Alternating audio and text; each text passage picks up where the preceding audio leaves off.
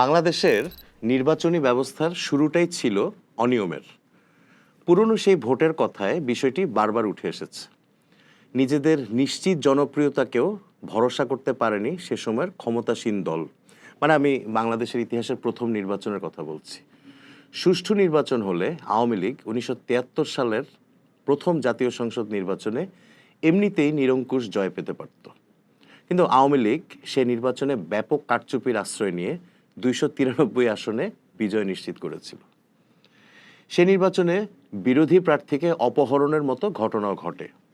আওয়ামী লীগের বেশ কয়েকজন শীর্ষ নেতা বিনা প্রতিদ্বন্দ্বিতায় নির্বাচিত হয়ে যান, মানে তাদের নির্বাচিত ঘোষণা করা হয়েছিল।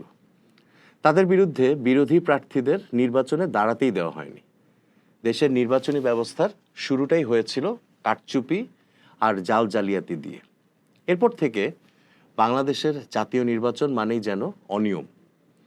পুরনো সেই ভোটের কথায় আজ আমরা তুলে ধরব বাংলাদেশের নির্বাচনে অনিয়মটাই কিভাবে নিয়মে পরিণত হলো সেই ব্যাপারটি।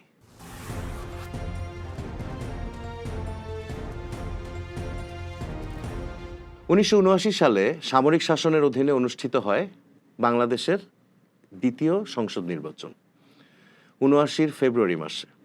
সেবার রাজনৈতিক দলগুলো নির্বাচনে আসার ব্যাপারে পুরোপুরি রাজি ছিল না।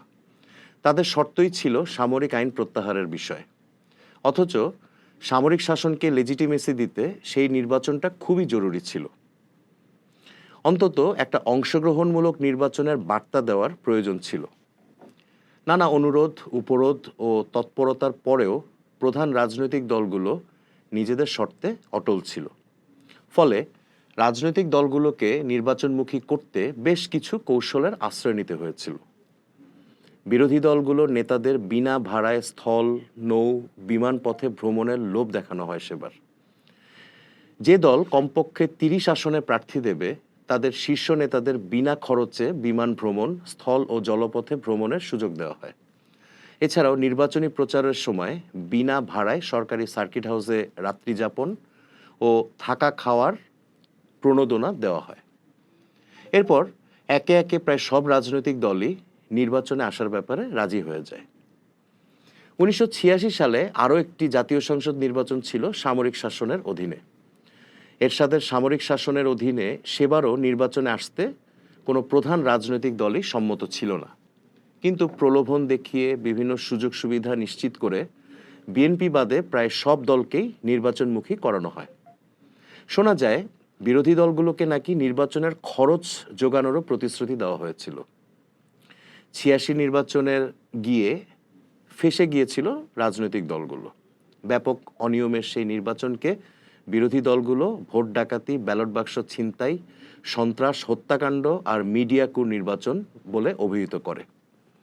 সেই নির্বাচনে মিডিয়াতে হস্তক্ষেপ করে ভোটের ফল উল্টে দেওয়ার ব্যাপক অভিযোগও আছে। এদেশের ইতিহাসে 1988 সালের চতুর্থ জাতীয় সংসদ নির্বাচনটিকে লোক দেখানো প্রহসনমূলক নির্বাচন হিসেবেই বলা হয়। 86 নির্বাচনের অভিজ্ঞতা থেকে সেবার কোনো রাজনৈতিক দলই বলতে গেলে নির্বাচনে অংশ নেয়নি। সরকারি দল বিনা বাধাতেই 253টি আসনে জিতে গিয়েছিল। 300 আসনই পারলে সরকারি দল নিয়ে নিত, কিন্তু সেটা দেখতে কেমন দেখায় সেটা ভেবেই কিছু ডামি বিরোধী দলকে কিছু আসন ছেড়ে দেওয়া হয়েছিল। সে নির্বাচনে 76 ও 23 দলের নির্বাচনী জোটের মাধ্যমে সংসদে গৃহপালিত বিরোধী দল তৈরি করার ইতিহাস নিয়েও আমরা পুরনো সেই ভোটের কথায় আলোচনা করেছি। 1991 সালের নির্বাচনকে এদেশের ইতিহাসের সবচেয়ে শান্তিপূর্ণ ও সুষ্ঠু এবং অংশগ্রহণমূলক নির্বাচন বলা হয়, যে নির্বাচনে মানুষ উৎসবের মতো করে ভোট দিয়েছিল। এরশাদ পতনের পর একটি অন্তর্বর্তী সরকারের অধীনে সেই নির্বাচনে ভোটার উপস্থিতিও রেকর্ড সৃষ্টি করেছিল।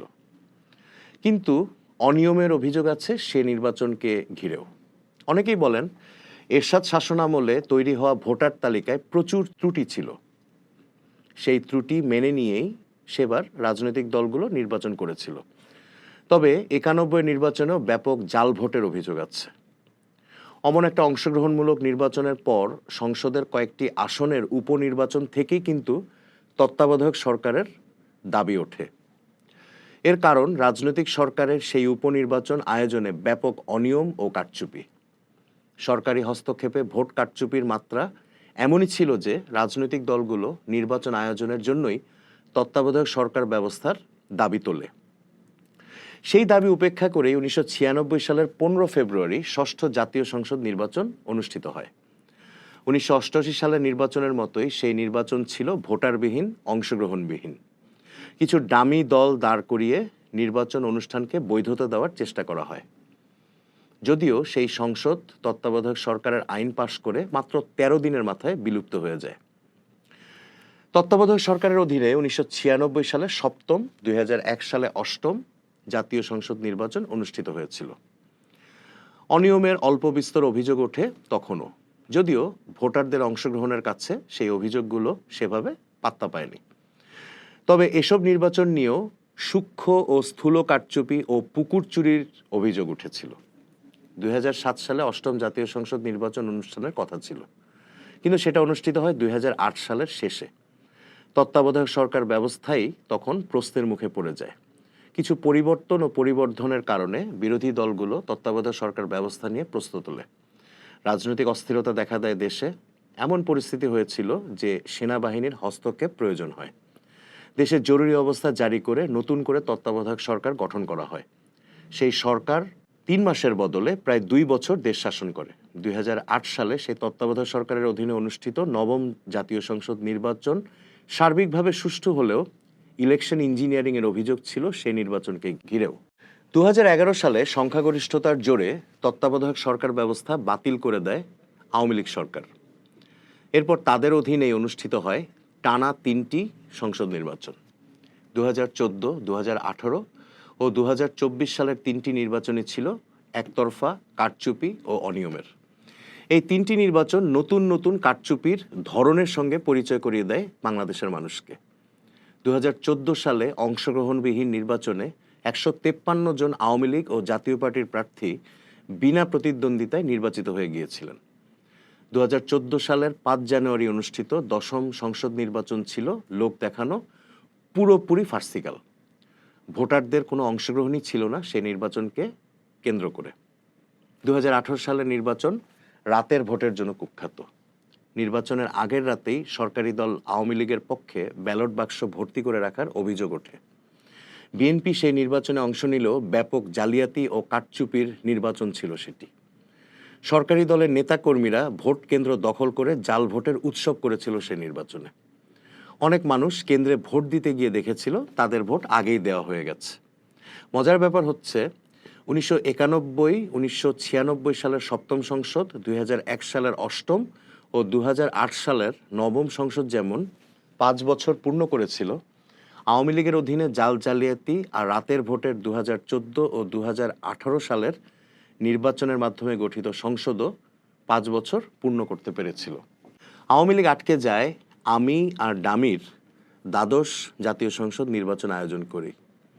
একতরফা সেই নির্বাচন আয়োজনের পর মাত্র 7 মাসের মাথায় পতন ঘটে আওয়ামী লীগ সরকারের। ভারতে পালিয়ে যান শেখ হাসিনা। দর্শক, আর 2 দিন পরই জাতীয় সংসদ নির্বাচন। আমরা পুরনো সেই ভোটের কথাই এতদিন তুলে ধরেছি দেশের ইতিহাসে ভোটের নানা দিক, নানা গল্প। ভোটের গল্পগুলো শুনতে আপনাদের কেমন লাগছে মন্তব্য করে জানান চর্চার ফেসবুক ও ইউটিউব পেজ।